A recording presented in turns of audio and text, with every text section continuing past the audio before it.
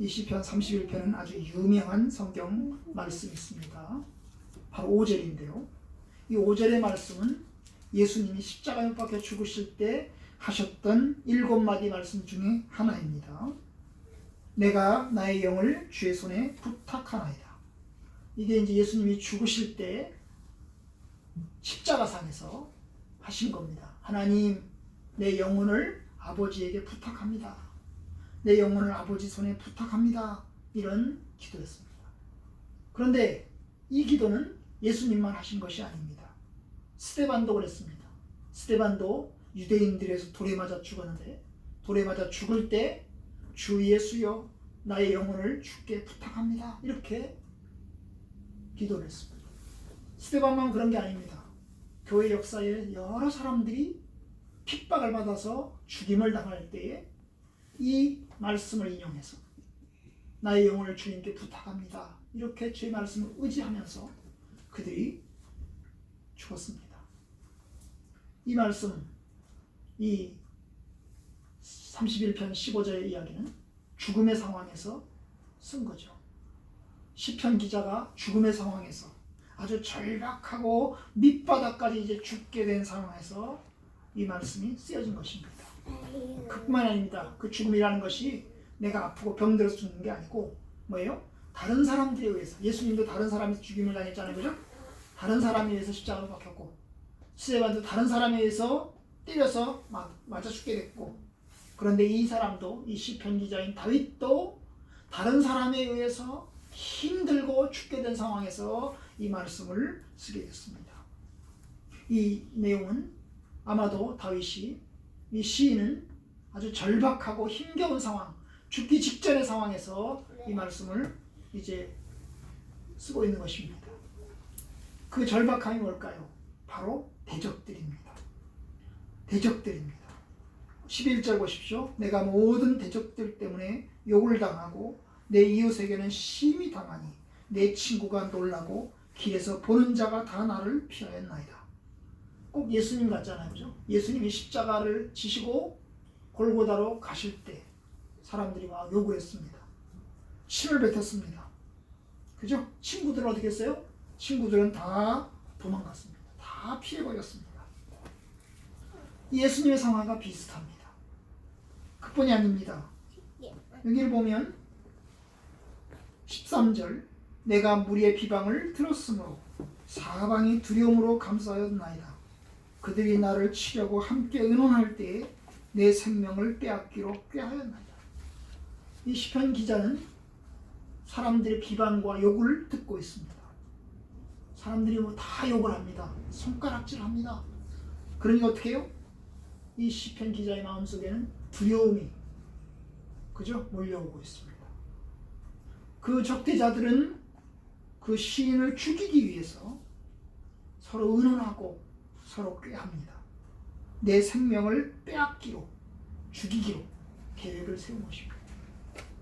예수님 같죠, 그죠?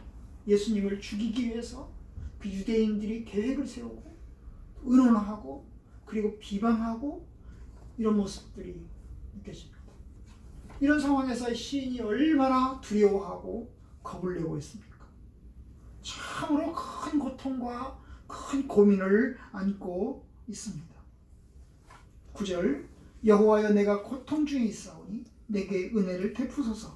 내가 근심 때문에 눈과 영혼과 몸이 쇠하였나이다. 얼마나 자기가 힘든지, 얼마나 큰 고통을 당하고 있는지, 밖으로는 공격하고 욕을 듣고 그리고 비난하고 그리고 음모를 꾸미고 이런 상황 속에서 이 시인은 큰 고통 가운데 있습니다. 근심 가운데 있습니다. 눈과 영혼과 몸이 쇠하였나이다. 몸 전체가, 마음부터 몸 전체가 아주 바짝바짝 마르는 그런 상황 속에 있는 것입니다. 10절 내 일생을 슬픔으로 보내며 나의 연수를 탄식으로 보내며 내 기력이 나의 죄악 때문에 약하여지고 나의 뼈가 쇠하도소이다. 슬픔과 탄식으로 그의 삶이 이제 이어지고 있고, 그리고 뿐만 아니라 그의 몸, 뼈 다 약해지고 있다는 것입니다. 얼마나 힘겹겠어요. 그죠?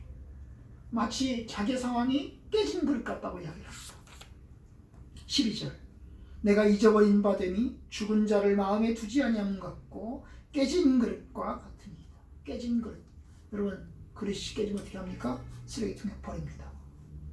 쓰레기통에 버리죠. 그래서 잊어버립니다. 더 이상 생각도 안 합니다. 잊어버린 바 됨이. 잊어버렸어. 참 기억하지 않고 잊어버린 바 된다는 것이 얼마나 슬프고 외로운 겁니까? 그런 밑바닥의 상황에서 사람들에 의해서는 다 완전히 무시당하고 또 핍박당하고 괴로움당하고 고통하고 절망 속에서 뭐예요? 기도하는 겁니다. 한편으로는 도와달라고 하나님 인도해달라고 구해달라고 기도합니다. 1절 끝에 주의 공의로 나를 건지소서. 4절 그들이 나를 위하여 비밀이 친 그물에서 빼내소서. 나를 빼내달라고 나를 구원해달라고 기도하고 있습니다. 그래도 이 시편 기자는 그래도 하나님을 믿는 믿음이 있어요. 하나님을 믿는 믿음이 있으니까 하나님께 기도하겠죠. 여호와여 그러잖아요. 그리고 2절 3절 4절에 오면 같은 말이 나오는데 뭐예요? 산성이라는 말이 같이 나오죠. 산성. 하나님은 나의 산성이십니다. 주님은 나의 산성이십니다. 산성이 뭡니까? 산성이 뭐예요? 산에 있는 성이죠. 남한산성, 북한산성 같이 산에 있는 성입니다. 적군이 쳐들어오지 못하도록 울타리를 친 산성이에요. 그죠? 옛날에 우리나라 왕들도 적군이 쳐들어오면 도망갔습니다. 어디로 도망갔어요? 남한산성으로 도망을 갔어요. 적군이 험한 그 산에 들어오지 못하도록 하기 위해서 도망을 갔어요. 적군은 거기까지 쫓아왔어요. 그렇죠? 근데 이 시편 기자는 하나님이 주님이 나의 산성이시니 나를 보호해 주시고 나를 지켜 주옵소서. 이게 그분이 가진 믿음이에요. 하나님에 대한 믿음. 하나님에 대한 믿음이 있으니까 그래도 도와달라고 기도하고 하나님에 대한 믿음이 있으니까 그래도 하나님께 간구하는 거 아니겠어요? 그죠? 믿음이 없으면 기도도 안 하고 믿음이 없으면 간구도 사실 못할 겁니다. 그는 믿고 있는 거예요. 절망 속에서 한편으로는 낙심 속에서 고통 속에서 하나님께 호소하면서 믿고 있습니다. 내가 나의 영을 주의 손에 부탁하노니 하나님을 믿는 거죠. 하나님을 믿는 겁니다. 그리고 또 이야기합니다. 14절 여호와여 그러하여도 나는 주께 의지하고 말하기를 주는 내 하나님이시라 하였나이다. 주는 내 하나님이시라 하였나이다. 그러니까 하나님을 믿는 믿음, 신앙 고백을 버리지 않는 겁니다. 그렇죠? 아마 신앙 고백을 버리면 좀 더 편안히 살 수 있을 것 같아요. 신앙 고백을 버리면 좀 더 그들과 타협할 수 있을 것 같아요. 그러면 조금 더 고난이 좀 적을 것 같아요. 그런데 하나님을 의지합니다. 주를 의지합니다. 주는 내 하나님이시라 하였나이다. 한편으로는 주님을 의지하는 마음, 한편으로는 구해달라고 살려달라고 빼내달라고 하나님께 기도하는 그 간구와 함께 나아가고 있습니다. 그래도 이제 이 시편의 좋은 점이 뭐냐 하면 앞부분에서는 그렇게 힘들게 구해달라고 살려달라고 기도하는데 끝부분에 가면 참 그 믿는 믿음에 대한 신앙 고백 또 이런 것들이 잘 드러나 있는 것을 보게 됩니다. 23절 24절이 그렇죠. 너희 모든 성도들아 여호와를 사랑하라. 24절 여호와를 바르는 너희들아 강하고 담대하라. 21절 여호와를 찬송할지어다. 하나님을 믿는 신앙 고백, 하나님을 찬송할지어다. 그리고 하나님을 사랑하라. 그리고 강하고 담대하라. 이렇게 성도들에게 권면하고 있어요. 사실 자기 자신에게 하는 말이기도 합니다. 그죠? 자기 자신에게도 하나님을 사랑하자. 그리고 강하고 담대하자. 코로나 때문에 이제 참으로 교회가 이제 무시를 당해도 한참 무시를 당하고 있습니다. 세상 사람들에는 하나님이 없죠. 우리 성도들은 하나님이 있다고 믿는데, 하나님 살아계시다고 믿는데, 하나님은 아무것도 안 하시는 것 같습니다. 하나님은 침묵하시는 것 같습니다. 하나님은 능력이 없으신 것 같습니다. 그 교회는 속수무책이죠. 아마 예수님도 그랬을까? 예수님도 만약에 이 코로나 같은 상황 속에서 예수님이 계시다면 그 예수님도 그냥 국가가 세상이 그래 봉쇄하라고 그러면 봉쇄하셨을까? 여러분, 예수님은 나병 환자를 만나셨어요. 그리고 고쳐줬습니다. 마가복음 1장에 보면 예수님에게 나병 환자가 찾아왔습니다. 고쳐달라고. 근데 여러분, 그 당시에 나병 환자는 소록도 같은 섬에 버려져가지고 따로 지내게 해야 했습니다. 그들은 부정합니다. 하나님께 나아갈 수 없습니다. 사람들과 접촉할 수 없습니다. 그런데 나병 환자가 찾아왔어요. 고쳐달라고. 예수님 어떻게 고치십니다? 어떻게 고치시죠? 그 사람에게 손을 만지셔요. 그들을 불쌍히 여기사 손을 만지시고 그리고 고쳐주셨어요. 내가 원하니 깨끗하게 되었죠. 예수님은 말씀으로만 고칠 수 있습니다. 안 만질 수도 있습니다. 그냥 이야기만 해도 됩니다. 그런데 만지셨습니다. 그리고 고쳤습니다. 그리고 고쳤어요. 왜요? 그 사람을 위한 겁니다. 하나님의 은혜가, 하나님의 능력이 그 사람과 함께 있음을 보여주기 위해서 그를 손으로 만지시면서, 손을 대시면서 고쳐주셨습니다. 목사님 같으신 분들이 소록도에 들어가서 나병 환자들과 함께 생활하지 않았습니까? 그렇죠. 그런데 그분들은 어땠어요? 다른 사람들은 다 피하고 도망가는데 목사님은 찾아가서 그 환자들을 만나고 그리고 그들을 대면하고 그들과 함께 먹고 그들과 함께 지냈던 것입니다. 사람들은 다 피하고 버렸습니다. 가족들은 다 버렸습니다.